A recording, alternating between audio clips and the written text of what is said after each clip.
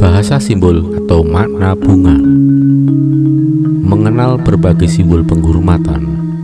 Dalam falsafah hidup Jawa, berbakti kepada kedua orang tua dan para leluhur yang menurunkan adalah suatu ajaran yang diagungkan. Orang Jawa yang memahami hakikat hidup tentunya akan sangat memahami apabila kesuksesan lahir dan batin tak akan bisa diraih apabila kita menjadi seorang anak atau generasi penerus yang durhaka kepada kedua orang tua dan para leluhur yang menurunkannya.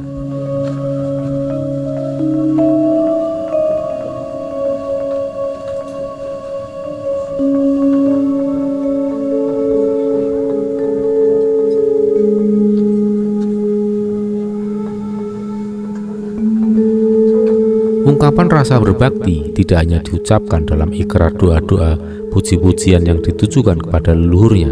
Lebih dari itu, harus ada langkah konkret, sebagaimana telah saya posting dalam thread terdahulu. Salah satu wujud konkret rasa berbakti tersebut adalah berupa sesaji, yang dimaksud sebagai persembahan atas segala rasa hormat dan rasa terima kasih yang tak terhingga kepada para leluhur yang telah wafat, yang mana semasa hidupnya telah berjasa memberikan warisan ilmu, warisan harta benda, dan lingkungan alam yang terpelihara dengan baik, sehingga masih dapat kita nikmati sampai saat ini dan masih memberikan manfaat untuk kebaikan hidup kita. Berikut ini adalah beberapa contoh menu persembahan sebagai ungkapan rasa menghormati pada leluhur. Masing-masing ubo rampe mempunyai ciri khas dan makna yang dalam. Tanpa memahami makna, rasanya persembahan sesaji akan terasa hambar dan mudah menimbulkan prasangka buruk, dianggap sesat dan tak ada tuntunannya, bahkan dianggap syirik. Tetapi semua prasangka itu tentu datang dari hasil pemikiran yang tak cukup informasi atau mengenal dan memahami apa makna hakikat di balik semua ini. Saya ambil contoh, misalnya para orang tua zaman dulu suka menabur bunga taman di perempatan jalan. Tetapi lama-kelamaan tradisi itu hilang karena orang takut dituduh musyrik dan seterusnya. Padahal sesungguhnya orang yang menabur bunga di perempatan jalan sambil mengucapkan doa yang mensiratkan makna yang dalam limpahan kasih sayang yang tidak pilih kasih. Adapun doanya misalnya sebagai berikut.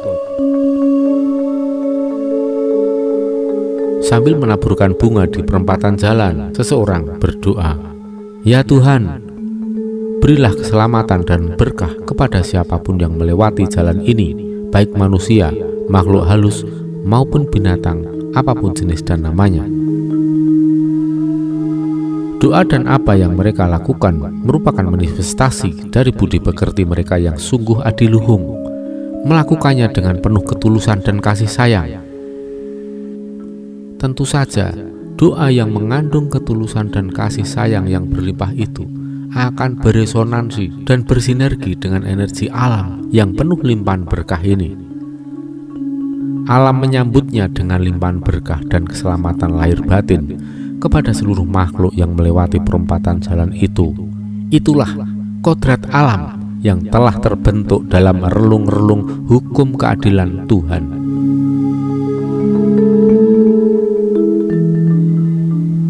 Kembang atau bunga bermakna filosofis agar kita dan keluarga senantiasa mendapatkan keharuman dari para leluhur. Keharuman merupakan kiasan dari berkah anugerah yang berlimpah dari para leluhur, dapat mengalir atau sumrambah kepada anak turunnya. Menurut pengalaman saya pribadi, masing-masing aroma bunga dapat menjadi ciri khas masing-masing leluhur atau menjadi identitas siapa leluhur yang sedang rawuh atau datang ini. Desa mawa cara, negara mawa tata, beda daerah beda masyarakatnya, beda juga leluhurnya, beda pula tradisi dan tata cara penghormatannya.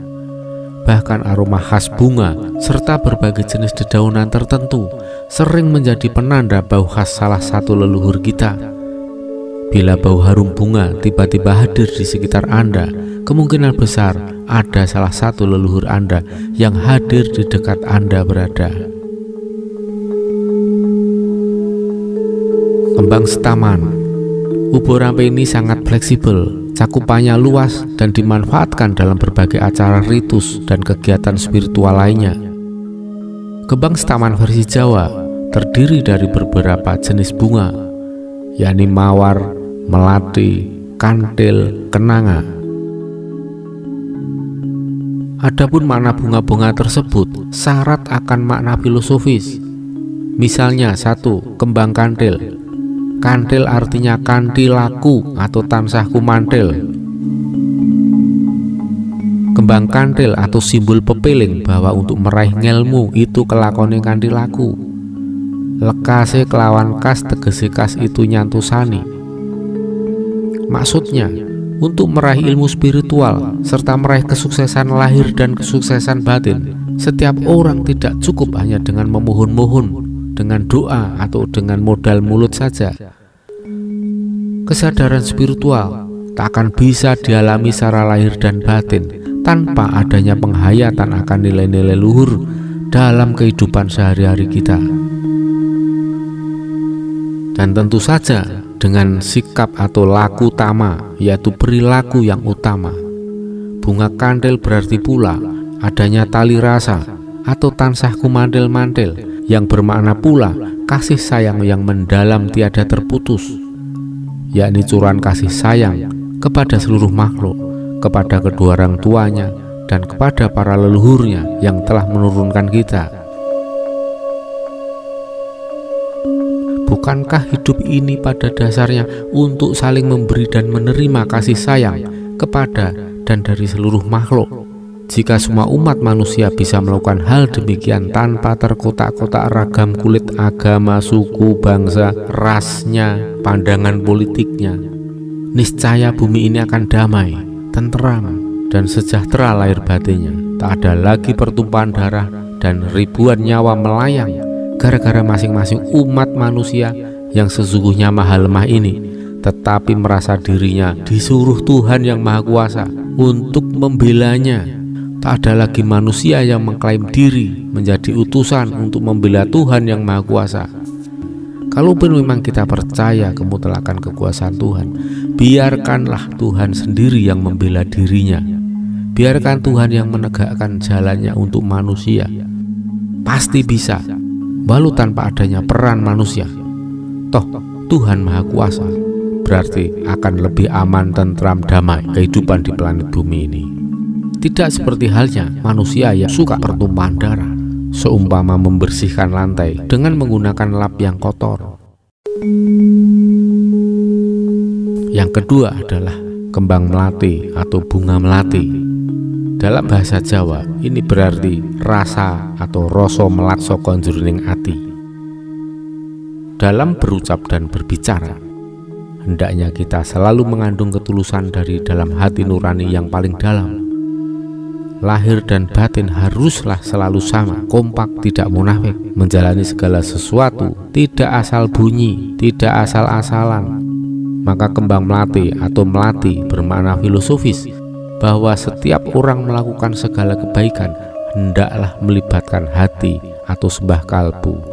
Jangan hanya dilakukan secara gerak ragawi saja. Yang ketiga adalah kembang kenanga.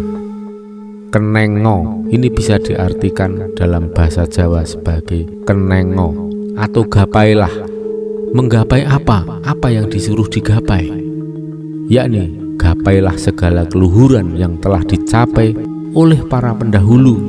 Ini mengingatkan kita, berarti generasi penerus seyogyanya mencontoh perilaku yang baik dan prestasi tinggi yang berhasil dicapai para leluhur semasa hidupnya. Kenongo, kenangan ing onggo, kembang kenongo juga bisa diartikan kenangan ing onggo, bermakna filosofis agar supaya anak turun selalu mengenang semua pusaka warisan leluhur berupa benda-benda seni tradisi, kesenian, budaya, filsafat, dan ilmu spiritual yang banyak mengandung nilai-nilai kearifan lokal atau local wisdom. Local wisdom yang memuat ajaran-ajaran budi pekerti yang luhur. Yang keempat adalah bunga mawar. Mawar bisa diartikan sebagai mawi arso. Dengan kehendak atau niat menghayati nilai-nilai luhur, hendaknya dengan niat mawar atau awar-awar bentawar. Buatlah hati menjadi tawar alias tulus tanpa pamrih. Jadi niat tersebut harus berdasarkan ketulusan, menjalani segala sesuatu tanpa pamrih. Inilah hakikat topong rame. Kita tidak boleh berpamrih dalam melakukan dharma. Sekalipun pamrih mengharap-harapkan pahala, itu namanya juga sudah pamrih. Bukankah pahala tetap saja dalam tanda petik upah? Upah yang diharapkan datang dari Tuhan apabila seseorang melakukan suatu perbuatan yang baik. Pamrih pahala ini tetap saja pamrih, berarti belum mencapai ketulusan yang tiada batas atau keadaan rasa tulus pada titik nihil. Dalam filsafat Jawa atau ajaran Jawa, ini yang disebut duwe rasa, ora duwe rasa duwe. Punya rasa, tidak punya rasa punya. Sebagaimana ketulusan Tuhan, sebagaimana ketulusan kekuatan alam semesta dalam melimpahkan anugerah kepada seluruh makhluk hidup, pastilah tanpa pamrih. Makna bunga mawar, mawar melambangkan proses terjadinya atau lahirnya diri kita ke dunia fana, yakni lambang dumadine jalmo. Jalmo menungso melalui langkah triwikromo. Mawar merah melambangkan ibu. Ibu adalah tempat perempuan di dalam mana jiwa raga kita diukir. Dalam bacaan weton dilambangkan juga berupa bubur merah atau bubur manis gula Jawa. Mawar putih adalah perlambang dari bopo yang meretas roh kita menjadi ada dalam bentuk fisik. Dalam lingkup makrokosmos, boponya adalah bopo langit, ibunya adalah ibu bumi. Boponya jiwo dalam ranah kebangsaan, boponya jiwa bangsa Indonesia, ibunya adalah Nusantara, Ibu Pertiwi. Keduanya mencetak pancer atau guru sejati kita. Maka pancer kita adalah pancerku kang ono sangisore langit lan pancerku kang ono sak ndhuwure bumi. Sang bopo dalam bacaan weton dilambangkan pula berupa bubur putih atau santan kelapa. Lalu kedua bubur merah dan putih disilangkan, ditumpuk, dijejer, merupakan lambang dari percampuran raga bopo dan ibu, percampuran ragawi yang diikat oleh rasa sejati dan jiwa yang penuh cinta kasih yang mulia sebagai pasangan hidup yang seiring dan sejalan. Perpaduan ini diharapkan menghasilkan bibit generasi yang berkualitas unggul. Dalam jagat makro, keselarasan dan keharmonisan antara bumi dan langit menjadikan keseimbangan alam yang selalu melahirkan berkah agung berupa ketentraman, kedamaian, kebahagiaan kepada seluruh makhluk penghuninya, melahirkan suatu negeri yang tiada musibah dan bencana, subur makmur, gemah ripah lo jinawi, toto titi tentrem kerto raharjo. Makna bunga telon terdiri 3 macam bunga, bisa menggunakan bunga mawar putih, mawar merah, dan kantil, atau mawar melati kenongo, atau mawar melati kantil. Telon berasal dari kata telu atau tiga, dengan harapan agar meraih tiga kesempurnaan dalam kemuliaan hidup, atau dalam falsafah Jawa disebut Tritunggal Jaya Sempurna. Sugih bondo, sugih ngelmu, sugih kuoso. Kembang bure atau putihan terdiri dari 3 macam bunga yang berwarna putih, yakni kantil, melati, dan mawar putih, ditambah dengan bore atau parutan terdiri 2 macam rempah, yakni delingo dan bengle, agar segala sesuatu selalu dalam tindak tanduk perilaku yang suci murni, karena putih di sini melambangkan kesucian dan ketulusan hati. Kembang telon bermakna pula sebagai pengingat agar supaya kita selalu eling dan waspada. Kembang 7 rupa. Bunga kembang setaman ditambah jenis bunga-bunga lainnya sampai berjumlah 7 macam. Itulah kembang 7 rupa. Selain sempurna, bila di antara kembang tersebut terdapat kembang worawaribang atau jenis bunga sepatu yang wujudnya tidak mekar tetapi bergulung atau gilik memanjang seperti gulungan bulat memanjang berwarna merah. Ciri lainnya jika pangkal bunga disap akan terasa segar dan manis. Kembang 7 rupa dimaksudkan supaya apa yang menjadi tujuan hidupnya dapat terkabul dan terlaksana. 7 dalam bahasa Jawa pitu bermakna sebuah doa dan harapan untuk mendapatkan pitulungan atau pertolongan dari Tuhan yang Maha Kuasa. Rujak degan atau kelapa muda. Degan supaya hatinya legan, legowo, lilo legowo. Rasanya yang segar agar supaya jiwa raga seger sumringah, segar bugar dengan hati yang selalu sumeleh, lego lilo lan legowo. Hatinya selalu berserah diri kepada Tuhan yang Maha Kuasa, selalu sabar dan tulus, selalu tabah dan nerimo. Delingo dan bengle, keduanya termasuk rempah-rempah atau empon-empon. Bengle bentuk luarnya mirip jahe, tetapi baunya sangat menyengat dan bisa membuat pusing.